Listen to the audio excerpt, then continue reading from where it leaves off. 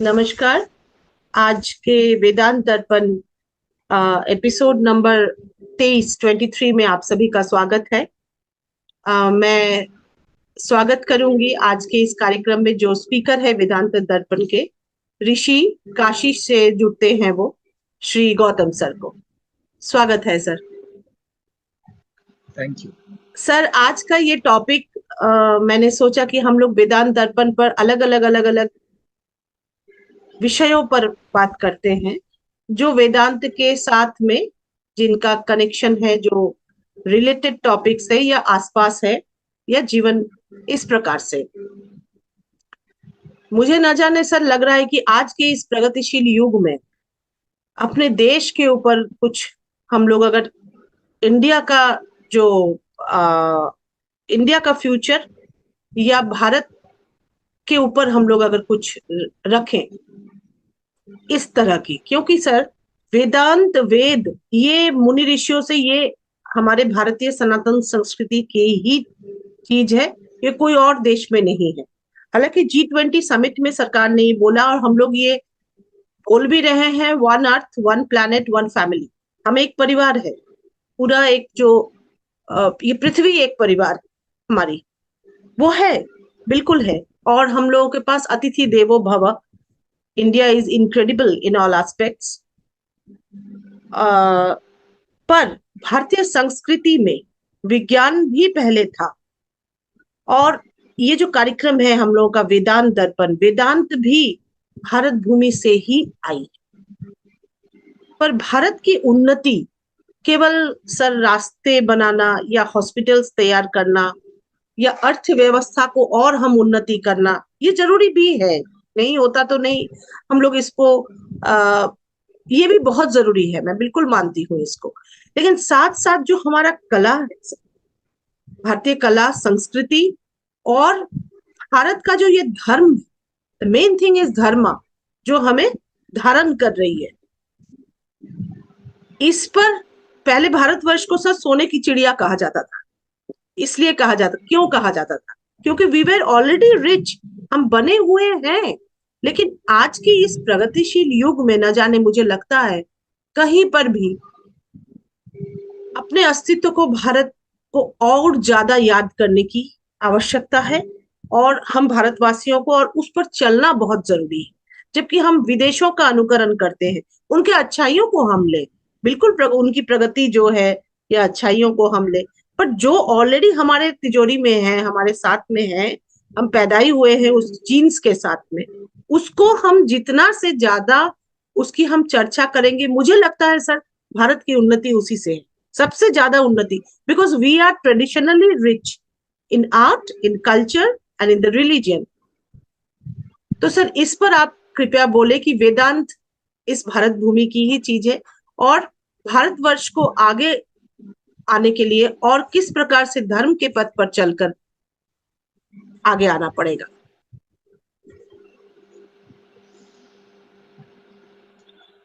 इस पर क्या बोला जाए, क्योंकि आपने जो बोला वो एक बिल्कुल इतना कंप्लीट है और इतना रियलिस्टिक है कि इससे अलग भी कोई रियलिटी होती होगी वो ढूंढना पड़ेगा ना। ये सही है कि अ, जो विद्या है, प्राचीन विद्या है, प्राच्य विद्या, उसका आविर्भाव इस भौगोलिक रूप से भारतीय पृथ्वी पर ही हुआ। अगर हम पृथ्वी शब्द बोलते हैं, जी। अगर हम ग्लोबल या ग्लोब बोलते हैं, ग्लोबल यानी कि वैश्विक, ग्लोब यानी कि विश्व, और पृथ्वी हम लोग जानते हैं धरा। धरा।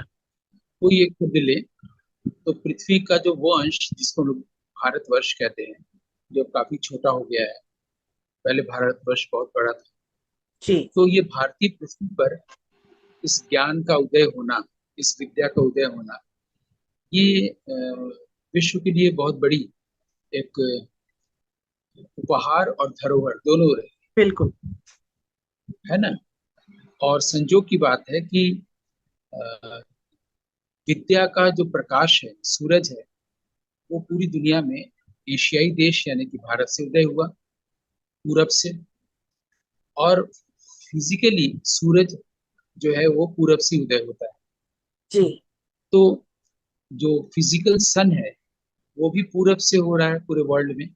जी सर। और जो हम जिसको एल्गोरिकली सूरज बोल रहे हैं, विद्या का सूरज, ज्ञान का सूरज, वो भी पूरब से ही आ रहा है, यानी भारत देश से। ईस्ट इसलिए से आ पश्चिम रहा हमेशा पूरब को देखने होता है। पश्चिम के पास जब भी दुख बढ़ा है, अज्ञान बढ़ा है, तो उसने पूरब की ओर देखा है इस आशा में कि पूरब ही हमारी मदद करेगा, है है, ना। ईस्ट साइड, तो हाँ। पूरब का मतलब एशियाई देश, एशियाई देश का मतलब भारतवर्ष। और वो भारतवर्ष आज खुद कहाँ खड़ा है, क्या वो प्रकाश देने की स्थिति में अभी भी है, बिल्कुल ये बिल्कुल, देखना यही होगा। पॉइंट है, यही पॉइंट, हाँ। तो हम लोग सरल रूप से धीरे धीरे आगे बढ़ रहे हैं। तो पूरब ने पश्चिम को प्रकाश दिया, एक जो सूरज के जरिए। वो सूरज आदमी ने नहीं बनाया, नहीं। वो सूरज जिसने भी बनाया, प्रकृति ने बनाया या ईश्वर ने बनाया, उस सूरज से पश्चिम को रोशनी मिली। दूसरी बात है कि इसी पूरब में विद्या का आविर्भाव हुआ। ऐसी विद्या जो फिजिक्स केमिस्ट्री पढ़ने जैसा नहीं है, जिसको पढ़ने से सारी विद्याओं की जानकारी हो जाए। बिल्कुल बिल्कुल। वो उसका प्रकाश भी पूरब से गया। और आज भी सबसे दिलचस्प बात यह है कि आज से 3000 साल पहले सोक्रेटिस के समय में भी पश्चिम पूरब की ओर देखता था, आशा से कि ये बुद्ध का देश है। और आज भी पूरा पश्चिम पूरब की ओर देखता है इस आशा से कि ये बुद्ध का देश है, यहाँ से हमें रोशनी मिलेगी हमारे जीवन में जो अंधेरा है। बिल्कुल। ठीक है। अब है कि पूरब में जो लोग रहते हैं, क्या वो लोग पश्चिम से भिन्न हैं क्योंकि उनके पास पूरब का प्रकाश है, हम्म। या वो भी पश्चिम के प्रभाव में अपना स्वभाव भूल गए। जी। दो शब्द मनुष्य के साथ जुड़े हैं, एक है स्वभाव और एक होता है प्रभाव। प्रभाव। स्वभाव का मतलब है जो हमारे अंदर इन्नेटली है, हमारे भीतर आत्यंतिक रूप से है, जिसको नेचर। जिसको हम अपने से अलग नहीं कर सकते। जैसे कि हम्म आग और उसकी जो दाह्य शक्ति है, दोनों हम्म। को अलग नहीं किया जा सकता। जी जी। ये आग और आग की लाइट को अलग नहीं किया जा सकता है, वैसे आदमी और आदमी के स्वभाव को अलग नहीं किया जा सकता है। ठीक है। बाहर से कोई प्रभाव उस पर पड़ सकता है, हम्म। ठीक है, या हम ऑडियंस पर एक प्रभाव ला सकते हैं, दे सकते हैं कला के माध्यम से। ये कला की हम्म। दुनिया है। जी। तो कला की दुनिया में हम बाद में आएंगे। पहले ये देखेंगे कि क्या हम अपने स्वभाव को भूल चुके हैं और हम्म। बाहरी प्रभाव में हैं, या विदेशी जो पश्चिम है वो अपने स्वभाव में रहते हुए भी पूरब का प्रभाव लेना चाहते जी। हैं, है ना। तो अगर पूरब का प्रकाश, पूरब का स्वभाव हुआ था किसी समय में, इसीलिए इसको ऋषि मुनियों का देश कहा गया, बिल्कुल विद्या और ज्ञान का देश कहा गया, इसलिए इसको सोने की चिड़िया कहा गया। बिल्कुल। बल्कि मैं तो कहना चाहूंगा कि वो चिड़िया हीरे की है और भी आगे। लेकिन बिल्कुल। क्या आज भी वही है? आज हम देखते हैं कि ऐसा नहीं है, क्योंकि जितनी भी शब्दावलियां हम लोग प्रयोग करते हैं आज, वो सब पश्चिम से लाया हुआ है। बिल्कुल। यहाँ तक कि ग्लोबलाइजेशन और कॉमोडिटी की जितनी भी चीजें, अर्बनाइजेशन, कोलोनियलिज्म, जितनी भी चीजें हैं वो सब कुछ पश्चिमी दर्शन का है।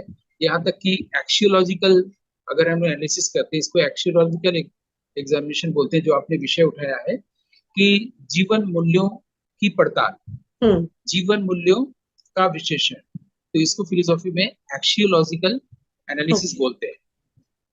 फिलोसॉफी में ऐसे बहुत सारे एनालिसिस के मेथड हैं, जैसे कि सोटोरियोलॉजिकल मेथड, मतलब हम्म। कि अ, वो निर्वाण है या नहीं है। ऑन्टोलॉजिकल और। मेथड होता है जिसमें कि हम ये देखते हैं ऑन्टोलॉजिकल मेथड में कि जो बीइंग है, जैसे हम, मैं एक बीइंग हूँ, आप एक बीइंग है, बीइंग का जो नेचर है उसका अध्ययन करने के लिए हम्म। ऑन्टोलॉजिकल मेथोडोलॉजी यूज करते हैं, हम्म। है ना। तो अभी हम लोग वैल्यूज पर बात कर रहे हैं, ह्यूमन वैल्यूज और कंट्री के कुछ वैल्यूज को लेकर, सोशल वैल्यूज को लेकर। तो जी। इसको एक्सियोलॉजिकल एनालिसिस कहें। तो मूल्यों को। मूल्यों अब को ये लेकर। हम लोग एकदम, हाँ, तो अब हम लोग बेसिक्स पर बात कर रहे थे। पूरब यानी प्रकाश, और पश्चिम जो पूरब से प्रकाश लेता हुआ रहा है 3000 सालों से। जी। और हम लोग ये देख रहे थे कि स्वभाव एक चीज होता है, प्रभाव एक चीज होता है।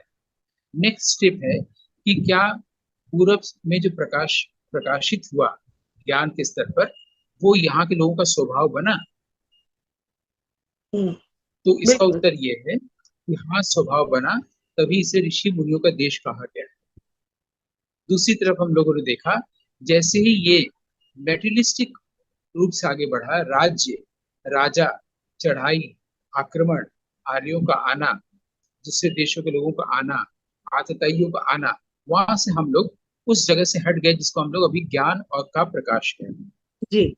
ज्ञान या विद्या का जो प्रकाश कह रहे हैं, उसका जो मेटीरियल रिप्रेजेंटेशन है, जैसे कि बुक्स, शास्त्र, ग्रंथ, फिलोसॉफीज, नालंदा का लाइब्रेरी, ग्रंथालय, इन सबको नष्ट किया गया। तो ये बाहर से आके लोगों ने इसको नष्ट करने की कोशिश की। तो क्या हमारा स्वभाव नष्ट हुआ, या हमारे स्वभाव में प्रकाश रह गया, और हम उसी प्रकाश को लेके 2023 तक आ गए हैं और कह रहे हैं ये हमारा है। तो अब जो हमारा है, विद्या का प्रकाश, क्या वो हमारा स्वभाव है, या वो हम में पश्चिमी प्रभाव है? जी। अगर पश्चिमी प्रभाव है, तो हम लोग उस स्वभाव की ओर फिर से बढ़ना पड़ेगा। और अगर हम हमारे स्वभाव में अभी भी प्रकाश है, हमारा स्वभाव भी प्रकाशित है, तो हमें फिर कोई चिंता करने की जरूरत ही नहीं है। लेकिन हम देखते हैं कि आज भी हम इस स्वभाव के बावजूद, प्रकाश के स्वभाव के बावजूद, हम बार्बरिक हैं। हम अत्याचार करते हैं। हमारे पास शक्ति आते ही हम कमजोर को तकलीफ देने लगते हैं। बिल्कुल। हम चाहते हैं मेरे पास शक्ति आए, पद की आए, पैसे की आए, प्रतिष्ठा की आए, और जैसी शक्ति आती है हम तुरंत रूल करने लगते हैं, डोमिनेट करने लगते हैं। अगर पति पत्नी भी हैं और उसमें जो शक्तिशाली है वो डोमिनेट करने लगता है। और हम लोग डोमिनेशन की परिभाषा जानते हैं कि domination in any form is evil. ठीक है। डोमिनेशन या इविल जो है, वो अंधेरे या अज्ञान का ही एक रूप है। तो बिल्कुल। हमारे स्वभाव का फिर क्या हुआ? थोड़ी देर के लिए अगर इसको हम प्रकाशित स्वभाव कहें, तो जिस प्रकाशित स्वभाव को हम लोग दुनिया को देने की बात कर रहे थे, उसका हमारे ऊपर ही अपना क्या प्रभाव बचा रह गया है? पहले तो ये देखना होगा ना कि इस भूभाग पर, इस भारतीय पृथ्वी पर, हमारे अपने स्वभाव के प्रकाश का क्या हुआ? क्या वो अभी भी है? क्या आज भी सभी लोग ऋषि मुनि जैसा आचरण कर रहे हैं, या वो पहनावे से लेके, रहन सहन से लेकर के, जीवन जीने की पूरी शैली हम्म। ग्लोबल हो गई? बिल्कुल। है ना? जैसे क्या था कि पहले बनारस में लुधियाना के कपड़े आते थे, जी। मेरठ का पेड़ा आता था, बॉम्बे में बनारस का चमचम जाता था। अब हर शहर में हर शहर की चीजें मिलती हैं। आ रही है सर। तो लुधियाना जाके जाने की जरूरत नहीं है, मेरठ जाने की जरूरत नहीं है, मेरठ का पेड़ा यही मिल जाएगा, आगरे का पेड़ा यही मिल जाएगा। जी। और एक शहर में ही पूरी दुनिया की सब चीजें मौजूद हो गई है, जिसको ग्लोबलाइजेशन कहा गया है। जी। हर कॉमोडिटी, सारी कॉमोडिटी आपको एक ही शहर में मिल जा रही है। ठीक है। इसका मतलब हमें दूसरे शहर में जाने की जरूरत नहीं है, पूरा विश्व ही पूरब के पास आ गया है। लेकिन क्या पूरब का प्रकाश इतना शक्तिशाली है कि जो कोई भी इसके प्रभाव में आएगा वो उसको प्रकाशित करता ही रहेगा? जो भी इस भारत देश में पैदा हो रहे लोग हैं, क्या आरंभ से ही वो प्रकाशित हैं? अगर प्रकाशित हैं तो उनको प्राणायाम, योग, मेडिटेशन करने की क्या जरूरत है? अगर उनको ही जरूरत है तो वो पश्चिम के देशों को क्यों सिखाने जा रहे हैं और पैसा ले रहे हैं? तो आओ तुमको योग सिखाएं, आओ तुमको प्राणायाम सिखाएं, और उसकी दुकान खोल के बैठे हैं, ऐसा क्यों किए हैं? पहले खुद तो प्रकाशित हो। ठीक है। मुझे लगता है इसको हम लोग सरल ढंग से, इस अप्रोच से देख सकते हैं कि प्रकाश का काम ही है अपने आप को रेडिएट करना। जी। हमको प्रकाश को किसी को देने की जरूरत नहीं है। सूरज उगेगा तो रोशनी होगी। नेचुरली, हमारे हाँ। भीतर से जब विद्या का प्रकाश का अभ्युदय होगा, तो वो प्रकाश दूसरे तरफ में जाएगा ही, वो प्रभाव में बदलेगा ही। यहाँ पर स्वभाव ही प्रभाव, जी। सूरज का स्वभाव ही स्वभाव का प्रभाव होना है। कलाकार क्या करता है कि वो कला के स्वभाव को जांचता है, परखता है, फिर प्रभाव पैदा करता है। जी। जिसको नाट्यशास्त्र में साधारणीकरण कहा गया है, कि वो एक प्रभाव पैदा करता है, पूरा हॉल उसके प्रभाव में आके रोने लगता है, उसके प्रभाव में आके हंसने लगता है।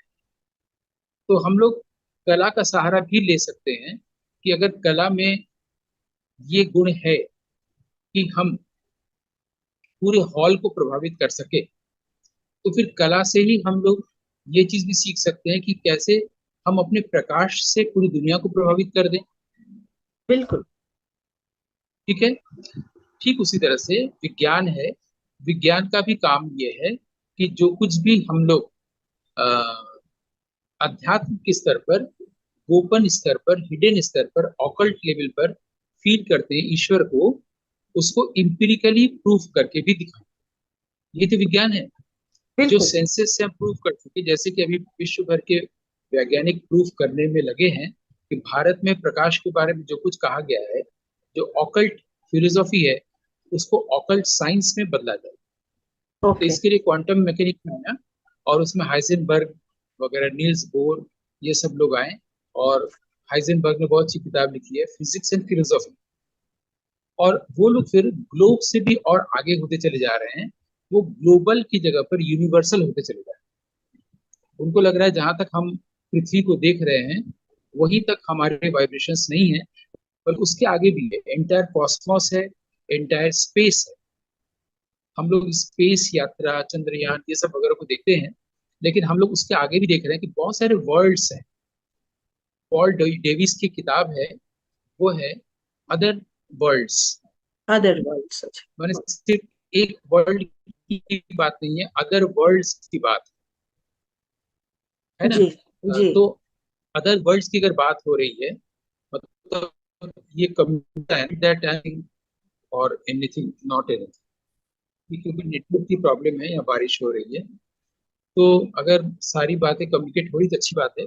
तो साइंस का काम है, हम लोग ऑकल्ट फिलोसॉफी, ऑकल्ट साइंस की बात कर रहे थे, कि जो गुप्त विज्ञान है उसको गुप्त विज्ञान में बदलना है ना। क्योंकि हर समय में हर चीजें गोपनीय रहती हैं, हिडन रहती है, उसको आवरण को हटाना पड़ता है ज्ञान के।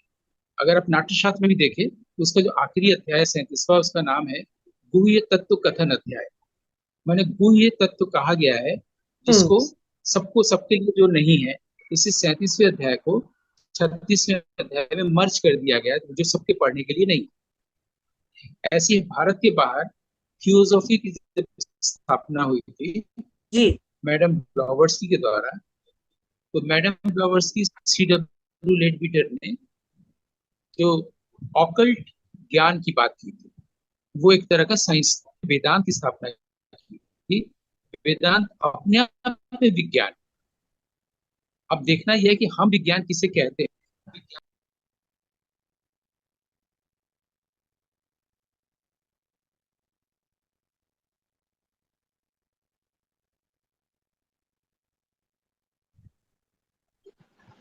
ये मुझे लगता है मौसम के कारण ऐसा बीच बीच में अवरोध आ रहा है, बिजली कोई का नहीं चले सर, बस जाना, नेटवर्क। थोड़ी देर हाँ।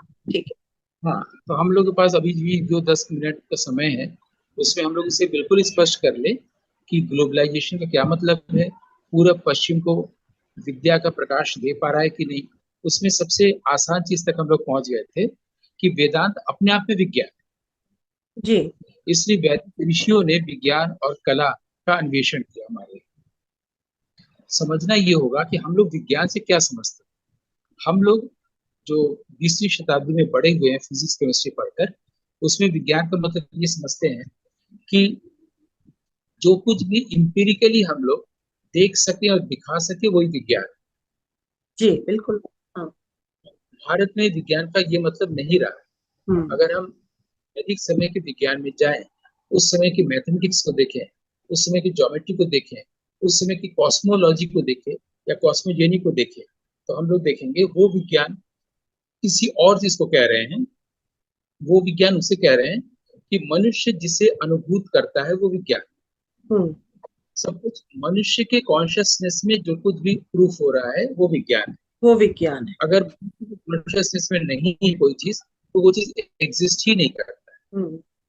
इसलिए आपको हम फिर एक बार उल्लेख करें कि आइंस्टाइन ने जब रविंद्रनाथ से पूछा कि ये दुनिया हमारी वजह से है या हम नहीं कभी है।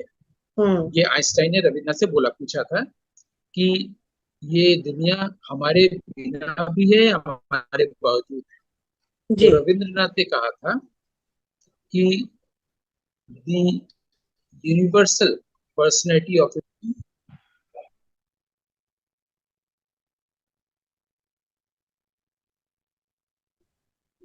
अगर ये क्लियर हो गया है तो हम लोग इसको सम अप भी यहीं पर कर सकते हैं। जी।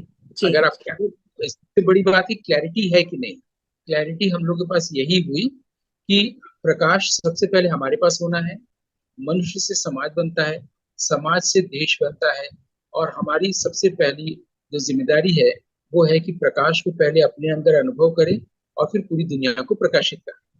अगर ऐसा ये। नहीं कर रहे हैं हाँ। तो हम लोग क्या करेंगे कि कॉस्मोग्राम नहीं बना पाएंगे, कॉस्मोपॉलिटन ही बनाते रहे। बिल्कुल सर, बहुत अच्छा, बहुत अच्छा, आपने बिल्कुल सही बोला है। प्रकाश, प्रकाशित होना, अपने आप में सेल्फ को रियलाइज करना भारतवर्ष की जो मेन बीज मंत्र है इसका, इस पर ही भारत की उन्नति, उत्थान, सब कुछ हम लोग इसी पर सोच सकते हैं। और this way only we can actually, we can develop, or we can be among the developed countries, or we which we are already. बस हमें उसका ज्ञान नहीं है कि हम क्या है, भारतवासी। हमें लगता है कि हम लोग अभी डेवलपिंग कंट्रीज माने जाते हैं। अगर हमारी सोसाइटी प्रकाश की ओर उन्मुख हो जाए, बिल्कुल। कॉस्मोपॉलिटन से कॉस्मोग्राम की ओर, तो हम लोग डेवलप्ड कंट्रीज तुरंत हो सकते हैं। बिल्कुल तुरंत हो सकते हैं, सबसे पहले यही हो सकते हैं। जी। बहुत बहुत धन्यवाद सर, बहुत आभार प्रकाशित करने के लिए। इसी के साथ आज की इस एपिसोड को विराम दे रहे हैं। नमस्कार। धन्यवाद। Thank you so much, accept my gratitude.